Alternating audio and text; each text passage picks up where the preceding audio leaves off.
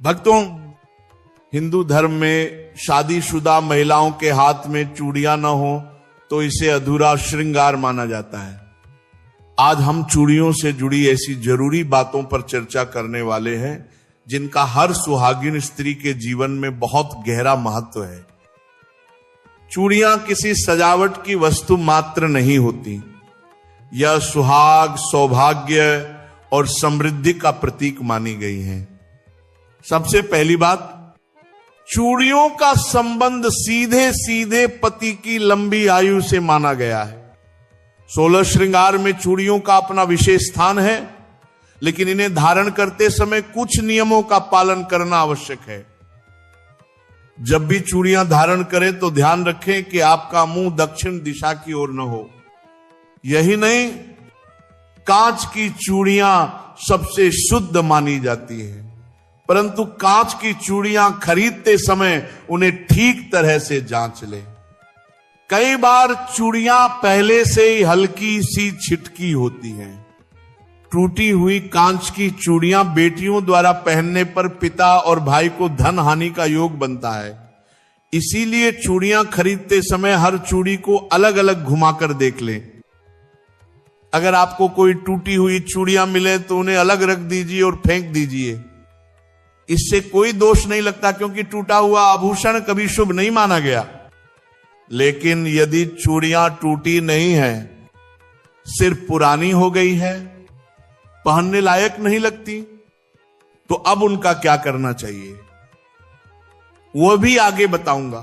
सबसे पहले भक्तों, अगर आप चाहते हैं कि माता लक्ष्मी की कृपा आपके घर पर सदैव बनी रहे तो इस ज्ञान को ध्यान से सुनिए, क्योंकि ये केवल पारंपरिक बातें नहीं बल्कि पीढ़ियों से परीक्षित नियम है।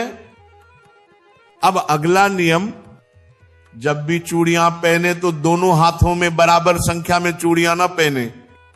एक हाथ में कम और दूसरे में अधिक चूड़ियां पहनना शुभ माना गया है।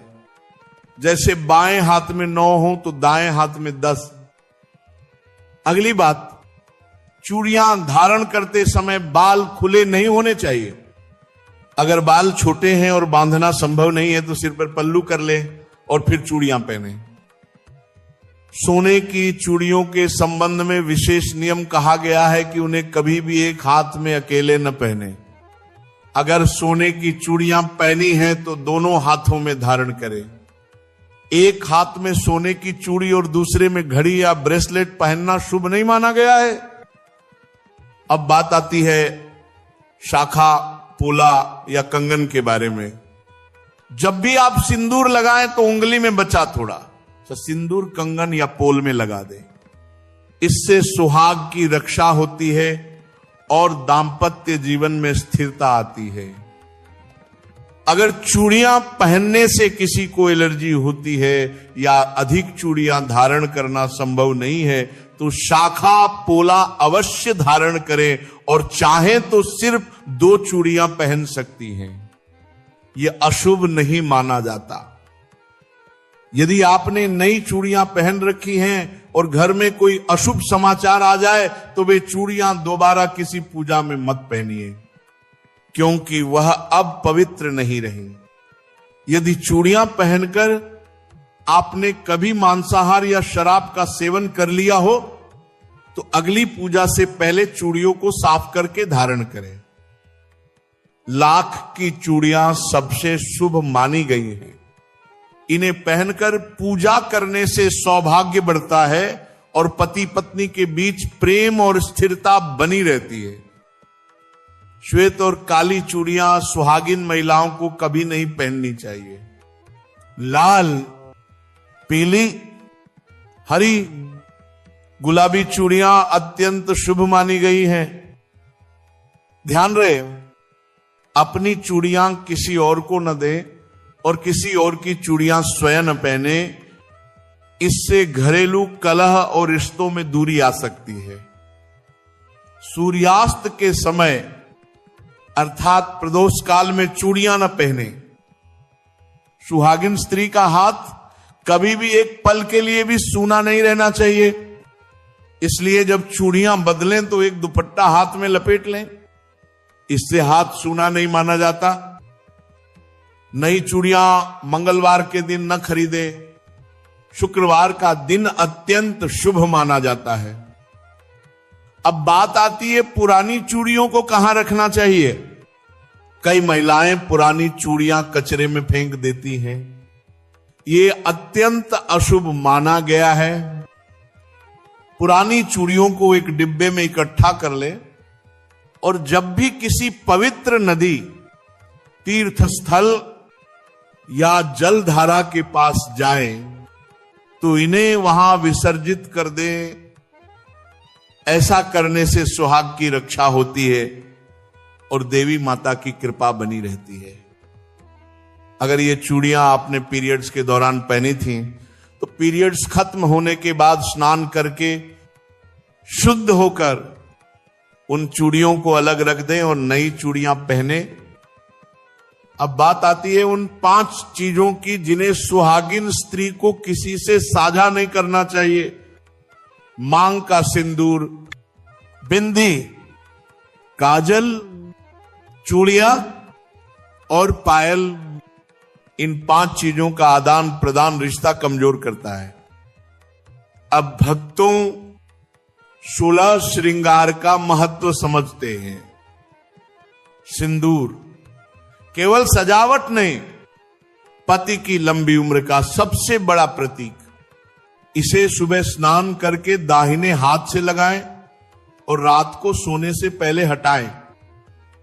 बिंदी आज्ञा चक्र को सक्रिय करती है। लाल गोल बिंदी शुभ, काली बिंदी सिर्फ नजर दोष के लिए। काजल केवल श्रृंगार नहीं, मां का असली स्नेह। लेकिन काजल शुद्ध होना चाहिए। घी से बना हुआ काजल सबसे उत्तम माना गया है। नथ विवाहिता का पवित्र चिन्ह। टूटी नथ पहनना भारी अपशकुन। किसी और की नथ नहीं पहननी चाहिए। मेहंदी जितनी गहरी उतना सौभाग्य। अधूरी या फीकी मेहंदी को अच्छा संकेत नहीं माना जाता। मंगलसूत्र केवल गले की चैन नहीं, पति की रक्षा का प्रतीक। टूटा हुआ मंगलसूत्र कभी न पहने। चूड़ियां उनकी खनक घर में सकारात्मक ऊर्जा भर देती है। टूटी या धुंधली चूड़ियों से वास्तु दोष लगता है। बिछिया और पायल हमेशा चांदी की पहने। सोने की पायल या सोने की बिछिया अत्यंत अशुभ मानी गई है। मांग टीका सिर के ब्रह्म स्थान पर लगता है। टूटा हुआ मांग टीका न पहने। अंगूठियां और बाजूबंद, लोहे की अंगूठी विवाहिता के लिए अशुभ मानी गई है। भक्तों, जब ये 16 श्रृंगार शुद्ध मन से धारण किए जाते हैं तो घर में माता लक्ष्मी का वास होता है, पति का जीवन लंबा होता है और दांपत्य में प्रेम और शांति बनी रहती है। दोस्तों, ये सारी बातें किसी डर के लिए नहीं, बल्कि आपकी